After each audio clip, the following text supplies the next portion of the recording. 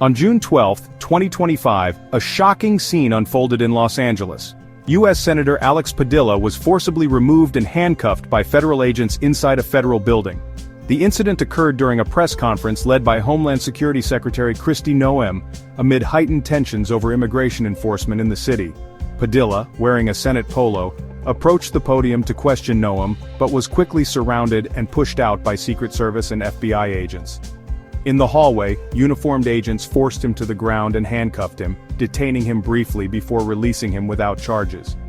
Video of the event, released by Padilla's office, showed a sitting senator subdued by law enforcement, an image that spread rapidly online.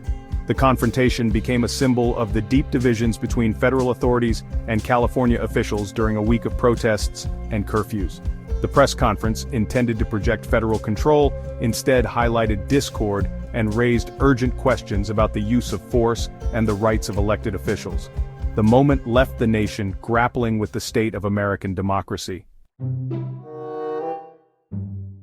Senator Padilla hadn't planned a confrontation that day. He was at the building for a military briefing. Frustrated by unanswered requests for information about the immigration crackdown, he saw Secretary Noem's press conference as a chance to demand answers. Padilla entered the room, identified himself, and tried to ask his questions directly. Before he could speak further, agents intervened, removing him with force. As the most senior Democrat on the Senate's Border Security and Immigration Subcommittee, Padilla's exclusion was especially pointed.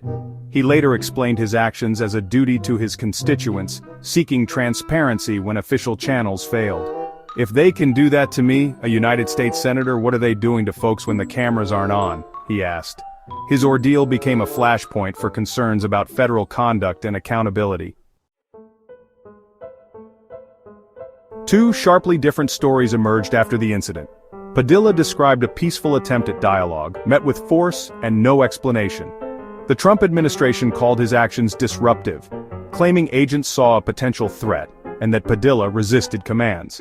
Official statements from DHS, the Secret Service, and the White House painted Padilla as an agitator, justifying the agents' response. Yet Secretary Noem later spoke calmly with Padilla after his release, raising questions about the necessity of the earlier confrontation. The incident exposed a deep rift in trust and communication between political sides. The conflicting accounts only fueled public skepticism and political polarization. Padilla's detention sparked immediate outrage, splitting reactions along party lines. Democrats called it an abuse of power and a threat to democracy, with leaders like Mayor Karen Bass, Governor Newsom, and Vice President Vance condemning the act.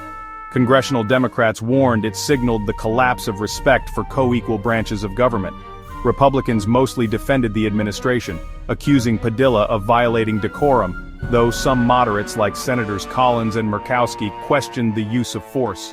The event became a lightning rod for debate over immigration, executive power, and the boundaries of political protest. Even within the GOP, the incident exposed discomfort with aggressive tactics. The video of a senator in handcuffs resonated far beyond Los Angeles, intensifying the national debate. The political fallout was immediate and profound.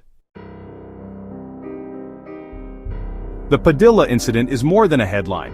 It's a warning about the state of American democracy. When a senator is handcuffed for seeking answers, it signals a breakdown in political norms and the rise of force over dialogue.